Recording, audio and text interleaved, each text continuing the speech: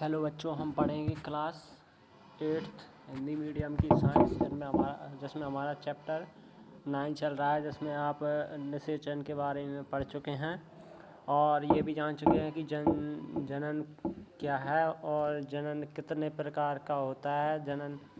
लैंगिक जनन के बारे में आप जान चुके हैं इसमें, जो कि आपने पिछली वीडियो में पढ़ लिया है।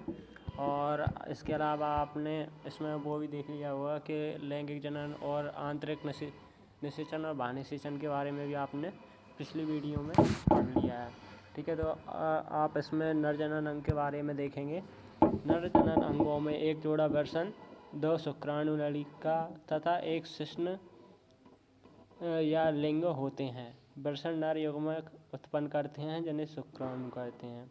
क्या होता है, नर जनन अंगों में एक जोड़ा तो वृषण होते हैं और उनसे जुड़ी हुई 2 शुक्राणु नलिका होती हैं और एक क्या होता है, शिश्न होता है। ठीक है, वृषण नर युग्मक उत्पन्न करते हैं। वृषण जो होते हैं वो क्या करते हैं, नर युग्मक उत्पन्न करते हैं, यानी कि शुक्राणु को उत्पन्न कौन करता है, वृषण करते हैं।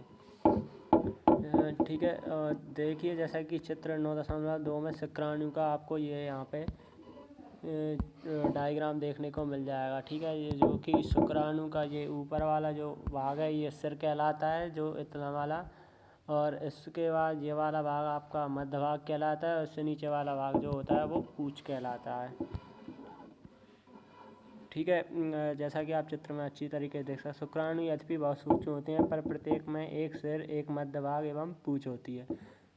अब मन में क्वेश्चन उठता है क्या शुक्राणु एकल कोशिका जैसे प्रतीत होते हैं।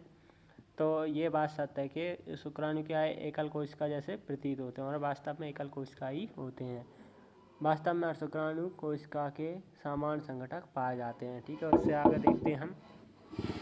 यहाँ पे आपको जो नर जनन अंग, मानव में नर जनन अंग का ये डायग्राम आपको यहाँ पे देखने का मिल जाएगा। ठीक है, इसमें जो ये नलिका है वो क्या कहलाएगी, आपकी शुक्राणु नलिका होती हैं जो कि वृषण से जुड़ी रहती हैं।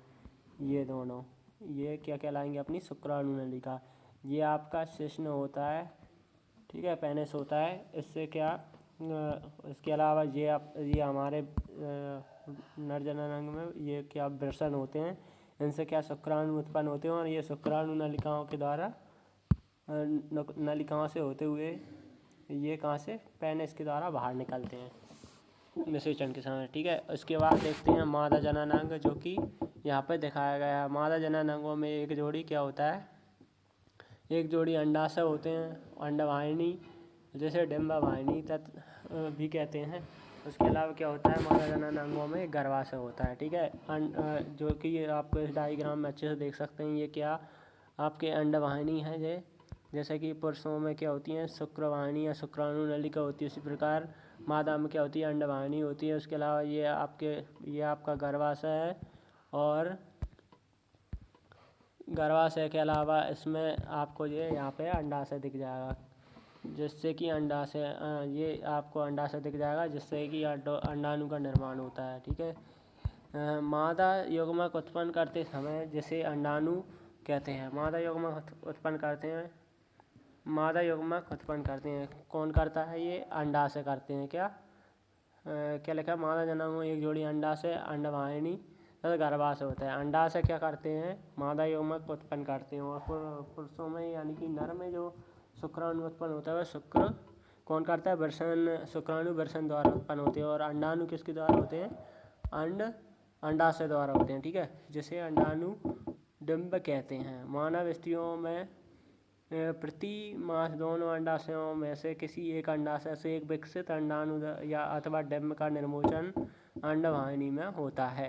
तो क्या होता है, जैसे प्रत्येक महीने में क्या होता है, स्त्रियों में दोनों अंडाशयों में से किसी एक अंडाशय से क्या होता है, एक अंडाणु निकलता है। ठीक है, एक अंडाणु निकलता है, अंडवाहिनी में निर्मोचन होता है। किसका, अंडाशय से अंडवाहिनी में पहुंचता है। ठीक है, किसी एक विकसित अंडाणु का, जिसे हम महिलाओं में ऋतुस्राव चक्र के नाम से भी जानते हैं, जो कि 13 से 15 वर्ष की आयु में क्या हो जाता है, स्टार्ट हो जाता है और 45 से 55 आयु तक रहता है। ठीक है, और इसके अलावा गर्भाशय गर्भाशय वह भाग है जहाँ शिशु का विकास होता है। शुक्राणु की तरह अंडाणु भी क्या है, एक एकल कोशिका है। जैसे कि निषेचन का आपको ये यहाँ पे ये डायग्राम देखने को मिल जाएगा। इसमें क्या होता है, अंडाणु होता है, उसको क्या शुक्राणु के द्वारा भेजा जाता है।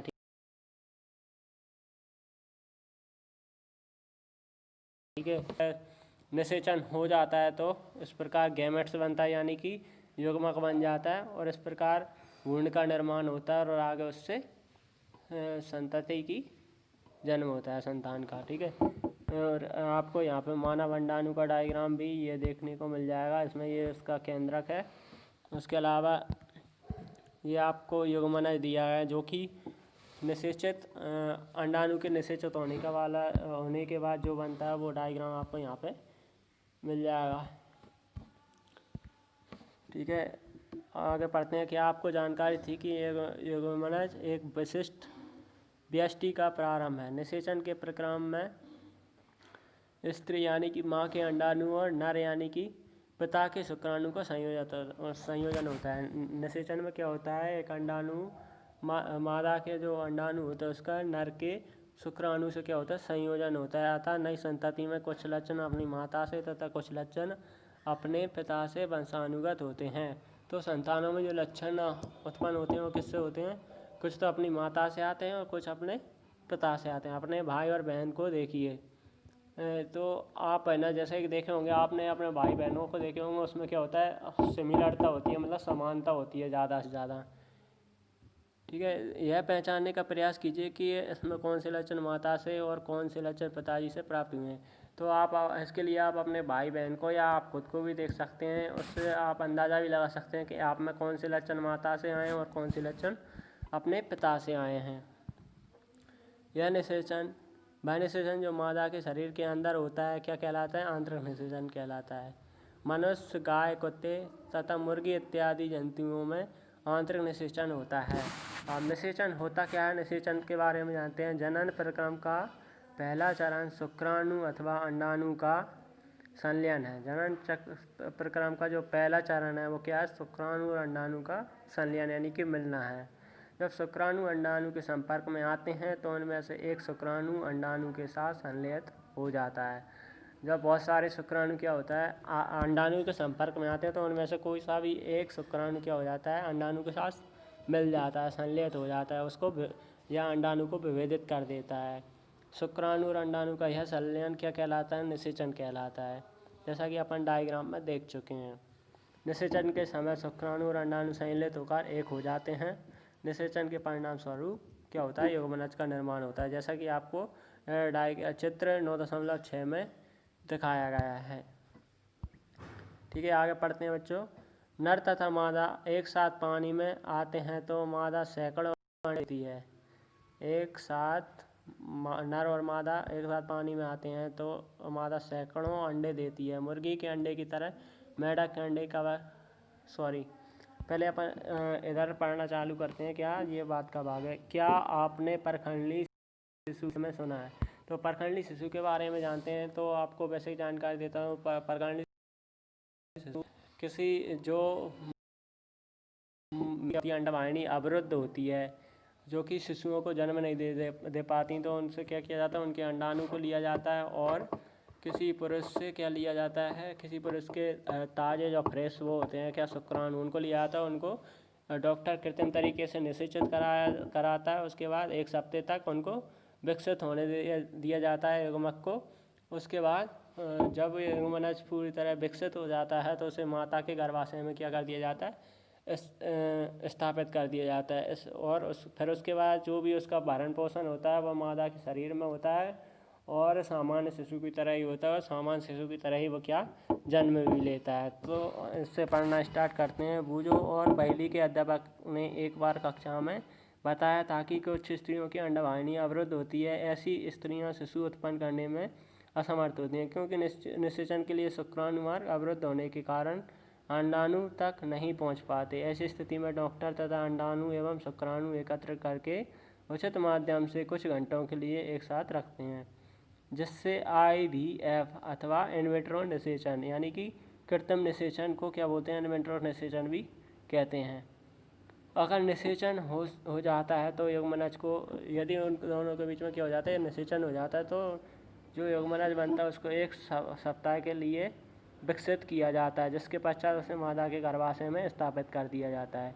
माता के गर्भाशय में पूर्ण विकास होता है तथा शिशु का जन्म सामान्य शिशु की तरह ही होता है। इस तकनीक द्वारा जन्मे शिशु को क्या कहते हैं, परखंडी शिशु कहते हैं। यह एक मिथ्या नाम है क्योंकि शिशु का विकास परखंडी में नहीं होता, बल्कि कहाँ पे होता है, मादा के गर्भाशय में। आपको यह जानकर आश्चर्य होगा कि अनेक जंतुओं में निषेचन की क्रिया मादा जंतु के शरीर के बाहर होती है। क्या होती है, मादा जंतु के शरीर के बाहर होती है। ठीक है, तो इन जंतुओं में निषेचन जल में होता है। आइए पता लगाएं कि किस प्रकार संपन्न होता है। तो कुछ में तो जो आपको आंतरिक निषेचन के बारे में पता होगा, ठीक है, उनमें क्या होता है, मादा के जो अंग होता है उसके अंदर क्या होता है, निषेचन होता है, आंतरिक निषेचन। तो लेकिन कुछ के मादा जंतु के बाहर भी क्या होता है, निषेचन होता है, जैसे जो कि जल में होता है। तो इसके बारे में हम इसमें पढ़ेंगे। तो क्या होता है, नर तथा मादा एक साथ पानी में आते हैं तो मादा सैकड़ों अंडे देती है, और इसी प्रकार के आप पुरुष से भी क्या निकलते होंगे, अंडे निकलते होंगे ना, स्वाभाविक है। यहाँ पर पढ़ते हैं क्रियाकलाप 9.1।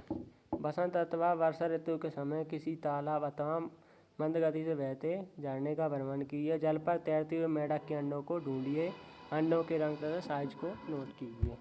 ठीक है, ये आपको करके देखना है। उसके बाद देखिए, बसंत अथवा वर्षा ऋतु में मेढक तथा टोड पोखर, तालाब और मंद गति से बहते झरने की ओर जाते हैं। बसंत या वर्षा ऋतु में क्या होता है, मेढक या टोड कहाँ पे जाते हैं, पोखर यानी कि झील या तालाब की ओर मंद गति से बहते झरने की ओर चले जाते हैं। जब दोनों नर और मादा कहाँ पे पहुँचते हैं, पानी में पहुँचते हैं, तो मादा सैकड़ों अंडे देती है। मुर्गी के अंडे की तरह मेढक के अंडे कवच से ढके नहीं होते। मुर्गी के अंडे का होता है कवच से ढका रहता है, लेकिन मेढक के अंडे क्या कवच से ढके नहीं होते। यह अपेक्षाकृत बहुत कोमल होते हैं। जल की एक परत अंडों के साथ रखती है, जली की एक परत रहती है क्या, अंडों के साथ में, तथा इनकी सुरक्षा भी वो करती है। ठीक है, मैं देखने को मिल जाएगा 9.7 चित्र 9.7 में। ठीक है, उसके बाद देखिए, मादा जैसे ही अंडे देती है उस पर शुक्राणु, नर उस पर क्या कर देता है, शुक्राणु छोड़ देता है जल में। मादा जैसे ही जल में अंडाणु छोड़ती है तो नर क्या करता है, उस पर शुक्राणु छोड़ देता है। प्रत्येक शुक्राणु अपनी लंबी पूंछ की सहायता से जल में उधर उधर तैरते रहते हैं। प्रत्येक शुक्राणु क्या करते हैं, अपनी जो पूंछ होती है उसकी सहायता से क्या जल में उधर उधर तैरते रहते हैं। शुक्राणु अंड कोशिकाओं के संपर्क में आते हैं, और जैसे ही शुक्राणु अंड कोशिका के संपर्क में आता है तो क्या हो जाता है, निषेचन हो जाता है। इस प्रकार का निषेचन जिसमें नर एवं मादा एवं अंग का संलयन मादा शरीर के बाहर होता है उसे क्या कहते हैं, बाह्य निषेचन कहते हैं। यह मछलियाँ, स्टारफिश जैसे जलीय प्राणियों में होता है। ये भी आपने पिछली वीडियो में भी पढ़ लिया होगा। इसके बाद हम पढ़ेंगे इसमें भ्रूण का परिवर्तन। निषेचन हो जाता है, उसके बाद क्या बनता है, युग्मनज बनता है। निषेचन के परिणाम स्वरूप युग्मनज बनता है जो विकसित होकर भ्रूण में परिवर्तित होता है। ठीक है, किस में परिवर्तित होता है, भ्रूण में परिवर्तित होता है। जैसा कि हम आगे डायग्राम में देखेंगे, युग्मनज लगातार विभाजित होकर कोशिकाओं के गोले में बदल जाता है। और युग्मनज क्या होता है, लगातार विभाजित होता जाता है और कोशिकाओं के गोले में बदल जाता है। तत्पश्चात कोशिकाएं समूहीकृत होने लगती हैं और कोशिकाएं एक समूह बनाने लगती हैं तथा विभिन्न ऊतकों और अंगों का निर्माण करने लगती हैं। ठीक है, परिवर्तित हो जाती हैं। इस विकसित होती हुई संरचना को भ्रूण कहते हैं। भ्रूण गर्भाशय की दीवार में रोपित होकर विकसित होता रहता है। और क्या होता है, भ्रूण क्या करता है, गर्भाशय की दीवार से चिपक जाता है और वहाँ से पोषण लेता रहता है और विकसित होता रहता है। गर्भाशय में भ्रूण का निरंतर विकास होता रहता है। धीरे धीरे विभिन्न शारीरिक अंग जैसे हाथ पैर, सिर, आँखें, कान इत्यादि विकसित हो जाते हैं। भ्रूण की वह अवस्था जिसमें सभी शारीरिक अंग हो सके गर्भ कहलाता है। जब उसके मादा के शरीर के अंदर क्या भ्रूण के सभी अंग की पहचान हो जाती है तो उसे हम गर्भ कहते हैं। जब गर्भ का विकास पूरा हो जाता है तो माँ शिशु को जन्म देती है।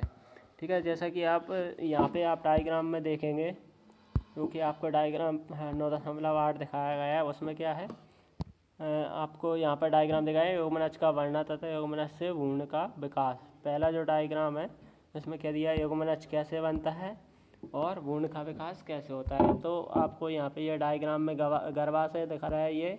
ठीक है, ये गर्भाशय है और इसके अलावा क्या है, यहाँ से अंडे उत्पन्न होते हैं और ये रोपित भ्रूण है। यहाँ पर ये रोपित भ्रूण है, ये अंडाशय है। ठीक है, अंडाशय से क्या निकलता है, एक कोई सा महीने में एक बार क्या निकलता है, कोई अंडाणु निकलता है और वो इस प्रकार अंडाशय से अंडवाहिनी से होता हुआ आ जाता है, बाहर निकलता है। ठीक है, और वो क्या होता है, गर्भाशय में किससे निषेचित होता है। ठीक है, शुक्राणु से। और यदि निषेचन हो जाता है तो वो क्या युग्मनज बन के गर्भाशय की दीवार से चिपक जाता है। ठीक है, युग्मनज आपको यहाँ पे बन गया है। ठीक है, यहाँ से इधर से अंडाणु क्या होता है, निकलता है अंडाशय से, और यहाँ से जो निषेचन की क्रिया होती है और यहाँ पे क्या बन जाता है, युग्मनज बन जाता है। ठीक है, और चित्र बी में आपको कोशिकाओं का पिंड दिखाई दे रहा है, जो कि परिवर्तित होने के बाद दिखाई देता है। ठीक है, और उसके बाद भ्रूण जो कि गर्भाशय में रोपित हो जाता है, उसका डायग्राम ये आपको यहाँ पे दिख रहा है। गर्भाशय की ये भित्ति है, इससे चिपक जाता है और यहीं से पोषण लेता रहता है और ये भ्रूण होता है। ठीक है, तो आगे पढ़ते हैं। आपको ये चित्र 9.9 में गर्भाशय में भ्रूण दिखाई दे रहा है। यहाँ पे क्या उसके अंग बन जाते हैं जिसको कि हम गर्भ कहते हैं, वो आपको यहाँ पर डायग्राम में दिख जाएगा, चित्र 9.9। तो आगे पढ़ते हैं। मुर्गी में भी आंतरिक निषेचन होता है क्या, परंतु क्या मनुष्य और गाय की तरह मुर्गी भी बच्चों को जन्म देती है? तो ऐसा नहीं होता कि मुर्गी क्या बच्चे को जन्म नहीं देती, लेकिन तो वह क्या करती है, बच्चे को जन्म कैसे देती है, चूजे कैसे जन्म लेते हैं, तो इसका हम पता लगाएंगे कैसे करते हैं। निषेचन के फौरन बाद क्या होता है मुर्गी में, निषेचन के फौरन बाद युग्मनज लगातार विभाजित होता रहता है। जैसे ही मुर्गी में निषेचन हो जाता है तो उसके बाद युग्मनज जो बनता है वो लगातार विभाजित होता रहता है और अंडवाहिनी में नीचे की ओर बढ़ता रहता है, और अंडवाहिनी में क्या नीचे की ओर खिसकता रहता है। इसके नीचे बढ़ने के साथ साथ इस पर सुरक्षित परत चढ़ती जाती है, और जैसे ही वो नीचे बढ़ता जाता है उस पर क्या एक सुरक्षित परत चढ़ती जाती है, जैसे कि आपने मुर्गी के अंडे में देखा होगा। कठोर कवच के पूर्ण रूप से बन जाने के बाद, और जब वो अंडे के ऊपर क्या कठोर कवच होता है वह पूर्ण रूप से बन जाता है, तो क्या होता है मुर्गी अंडे को निर्मोचन कर देती है, मतलब निकाल देती है। मुर्गी के अंडे को चूजा बनने में लगभग 3 सप्ताह का समय लगता है। मुर्गी का जो अंडा होता है उससे चूजा बनने में लगभग 3 सप्ताह का समय लगता है। आपने मुर्गी को ऊष्मायन के लिए अंडों पर बैठे देखा होगा, मतलब आपने उसको क्या मुर्गी को अंडा देने के बाद उसको गर्मी देते हुए देखा होगा। तो क्या आप सोचते हैं वो क्यों देती हैं, मतलब उनको गर्मी, तो क्या होता है उस समय वो गर्मी इसलिए देती है कि चूजे उसी से ही बनते हैं, उसके अंदर ऊष्मायन के द्वारा। अंडों के अंदर चूजे का विकास इस अवधि में ही होता है। ठीक है, जब वो उनको ऊष्मायन करती है। चूजे के पूर्ण रूप से विकसित होने के बाद कवच के प्रस्फुटन के बाद चूजा बाहर निकल, और जब चूजा पूर्ण रूप से विकसित हो जाता है तो कवच फूट जाता है और चूजा बाहर निकल आता है। बाह्य निषेचन वाले जंतुओं में भ्रूण का विकास मादा के शरीर के बाहर ही होता है। बाह्य निषेचन वाले जो जंतु होते हैं उनमें भ्रूण का विकास कहाँ पर होता है, मादा के शरीर के बाहर ही होता है। भ्रूण अंडावरण के अंदर विकसित होता रहता है। भ्रूण क्या होता है, अंडावरण जैसे भ्रूण बन जाता है, जो बाह्य निषेचन वाले जंतु होते हैं उनके भ्रूण का क्या विकास मादा के बाहर होता है, और उनका जो भ्रूण होता है उसके ऊपर कुछ आवरण रहता है जो कि उसको सुरक्षा प्रदान करता है। भ्रूण का विकास होने पर अंडजोत्पत्ति होती है। आपने तालाब अथवा झरने में मेंढक के अनेक टैडपोल तैरते हुए देखे होंगे। अब अपना टॉपिक आता है जरायुज एवं अर्धप्रजनक जंतु। अब जरायुज क्या होते हैं, हमने जाना कि कुछ जंतु विकसित शिशु को जन्म देते हैं, जबकि कुछ जंतु क्या अंडे देते हैं। जो बाद में शिशु में विकसित हो जाते हैं। तो जरायुज और अंडपरजक क्या होते हैं, ठीक है। तो हम जानते हैं वह जंतु जो सीधे ही शिशु को विकसित करते हैं या जन्म देते हैं, वह जंतु जो शिशु को सीधे ही जन्म देते हैं वो क्या कहलाते हैं, अपने जरायुज जंतु कहलाते हैं। और वे जंतु जो अंडे देते हैं और अंडों से शिशु का विकास होता है, उनके क्या कहते हैं, अंडपरजक जंतु कहते हैं।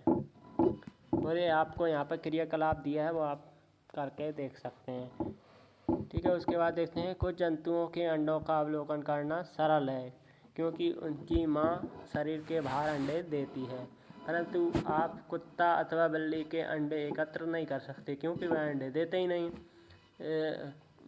इनमें माँ पूर्ण विकसित शिशु को जन्म देती है और इसलिए क्या कहलाते हैं, जरायुज जंतु के उदाहरण हैं। और आप जरायुज अंडपरजक जंतुओं के कुछ अन्य उदाहरण दे सकते हैं। तो आप जरायुज और अंडपरजक जंतुओं के बारे में अच्छे से समझ गए होंगे और आप जान भी सकते हैं कि जरायुज जंतु कौन होते हैं और अंडपरजक जंतु क्या होते हैं। तो इनके नाम भी आप सोच सकते हैं, जैसे कि चिड़िया वगैरह, जो चिड़िया है, कौआ, ये क्या अंडपरजक जंतु हैं और जो भी जन्म देते हैं, गाय भैंस बकरी, ये आपके जरायुज कहलाएंगे, ठीक है। शिशु से वयस्क, अब क्या पढ़ेंगे हम, शिशु के वयस्क क्या बनते हैं। नवजात जन्मे प्राणी अथवा अंडे के प्रस्फुटन से निकले प्राणी तब तक वृद्धि करते हैं जब तक क्या होता है कि वे वयस्क नहीं हो जाते। अंडे से जो निकले हैं प्राणी या जो नवजात जन्म लेते हैं वो प्राणी क्या करते हैं, तब तक विकसित होते हैं जब तक कि वे वयस्क नहीं हो जाते। कुछ जंतुओं में नवजात जंतु वयस्क से बिल्कुल अलग दिखाई पड़ते हैं। कुछ जंतुओं में क्या होता है, जो नवजात होता है वो अपने वयस्क से बिल्कुल अलग दिखाई पड़ता है, मतलब जो नवजात में कुछ अलग होता है और वयस्क होने पर कुछ अलग दिखाई पड़ता है। रेशम कीट के जीवन चक्र का स्मरण करते हैं, जैसे कि तो पहले क्या होता है, अंडा होता है, फिर उसके बाद लार्वा बनता है और फिर उसके बाद इल्ली, यानी कि इल्ली बनने के बाद फिर प्यूपा बनता है और फिर उसके बाद वयस्क में परिवर्तित होता है, जिसके वजह से हमें कक्षा 7 में आपने पढ़ा होगा। मेढक इस प्रकार के जंतुओं का अन्य उदाहरण है। मेढक में भी क्या इसी प्रकार से होता है। मेढक में अंडे से प्रारंभ करके वयस्क बनने की विभिन्न अवस्थाओं का प्रक्षेपण कीजिए। हम 3 स्पष्ट अवस्थाओं अथवा चरणों को देख पाते हैं। अंडा क्या होता है, अंडा जैसे ही मेढक अंडा देता है, फिर उसके बाद टेडपोल, मतलब मेढक के जो लार्वा होता है उसको टेडपोल के लार्वा बनता है, उसके बाद वयस्क बनते हैं, ठीक है। क्या टेडपोल वयस्क मेढक से भिन्न दिखाई नहीं देते। तो टेडपोल क्या होता है, वयस्क जो मेढक होता है उससे बिल्कुल भिन्न दिखाई देता। क्या आप सोच सकते हैं कि किसी दिन यह टेडपोल वयस्क मेढक बन जाएंगे। हाँ, क्या होता है कि जो टेडपोल होते हैं वो एक दिन वयस्क मेढक में परिवर्तित हो जाते हैं। इसी प्रकार रेशम कीट की इल्ली या प्यूपा वयस्क रेशम कीट से बहुत अलग दिखाई पड़ती है। वयस्क में पाए जाने वाले लक्षण नवजात में नहीं पाए जाते। वयस्क में जो लक्षण पाए जाते हैं वो क्या नवजात में नहीं पाए जाते। फिर टेडपोल अथवा इल्ली का बाद में क्या होता है, तो लेकिन भले ही उनमें लक्षण नहीं पाए जाते, लेकिन वो टेडपोल और इल्ली जो भी होती है वो आगे अपने वयस्क में परिवर्तित हो जाते हैं। जैसे कि आपको यहाँ पे जो मेढक का जीवन चक्र वो यहाँ पे दिखाया गया है। पहले क्या होता है, अंडे आते हैं, अंडे से आरंभी टेडपोल बनता है, उसके बाद थोड़ा विकसित हो जाता है टेडपोल और उसके बाद ये वयस्क मेढक में परिवर्तित हो जाते हैं। उसके बाद देखिए, आपने एक सुंदर शलभ को कोकून से बाहर निकलते देखा होगा। टेडपोल रूपांतरित होकर ऐसा है जो छलांग लगा सकता है। टेडपोल क्या होता है, रूपांतरित होकर वयस्क में बदल जाता है जब वो कोकून को उससे बाहर निकलता है और छलांग लगा और तैर सकता है। कुछ विशेष परिवर्तनों के साथ टेडपोल का वयस्क में रूपांतरण जो वयस्क में रूपांतरण होता है उसको कायांतरण कहते हैं। जैसे जैसे हम बड़े होते हैं हम शरीर में किस प्रकार के परिवर्तन देखते हैं। क्या आप सोचते हैं कि हमारा भी कायांतरण होता है। मनुष्य में जन्म के समय से ही नवजात शिशु में वयस्क समान शारीरिक अंग मौजूद होते हैं। मनुष्य में क्या होता है, जन्म के समय से ही नवजात शिशु में वयस्क के समान जो शारीरिक अंग होते हैं वो मौजूद होते हैं। उसके बाद हमारा यहाँ पे जो जनन है, कौन सा, लैंगिक जनन, वो ख़त्म होता है। इससे आगे के जो हमारा वीडियो होगा उसमें हम अलैंगिक जनन के बारे में पढ़ेंगे। धन्यवाद।